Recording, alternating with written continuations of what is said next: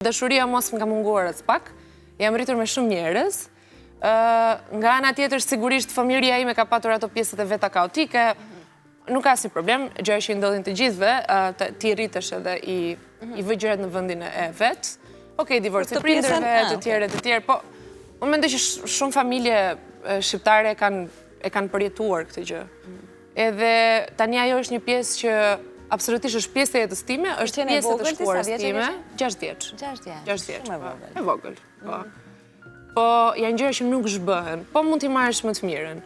Unë mendoj që jam kjo që jam sot edhe prej asaj që kam kaluar. Do thuar që okej, mund t'jam rritur pak para kohe, edhe është e mirë edhe e bukur që fëmijët të jenë fëmijë, edhe ta shijojnë fëmijërinë e tyre, edhe hap pas hapi të rriten, jo aq shpejt. Po nuk ka problem, çdo njeri ka riskun e vetë, unë edhe rrugtimin e vetë, kështu që do duhet ta pranojmë të shkuarën, të jetojmë të tashmen dhe gjithmonë të bëjmë më mirë, për të qenë njerëz më të mirë në të ardhmen. Po pastaj pjesa më e bukur e fëmijërisë time dhe mendoj që është një nga gjërat më të mira dhe më me vlerë që ka bërë mamaja ime kundrejt meje, është që më ka çuar gjithmonë në konkurse artistike.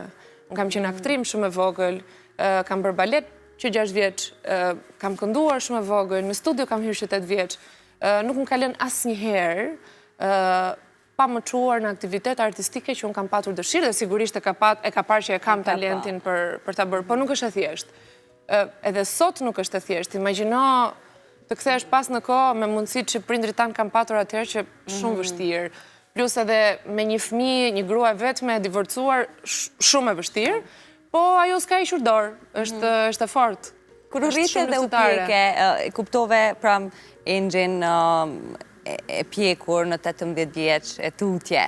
A kishte diçka që kur kujtoje për jetimet që i ke pasi e vogël, pra në situata që ke kalu, të kishin quar pikrisht ose të kishin ndërtuar një lloj karakteri veç për shkak se kishe kalu ato situata, ose a ka diçka që vite më vonë ke tentu ta gjesh si fajtor, ose, pra, si e ke...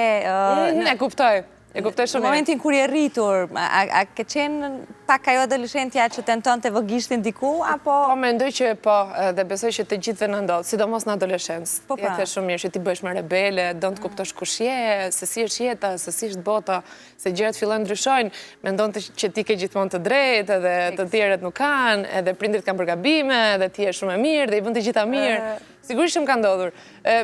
Një nga gjërat që ndonjëherë kam thënë mamit, kështu në nerva e sipër, i thoja, po ja, ti e ke fajin, se ti më ke bërë më të ndjeshme se që duhet. Bota nuk është kështu, s'duhet e jo kështu.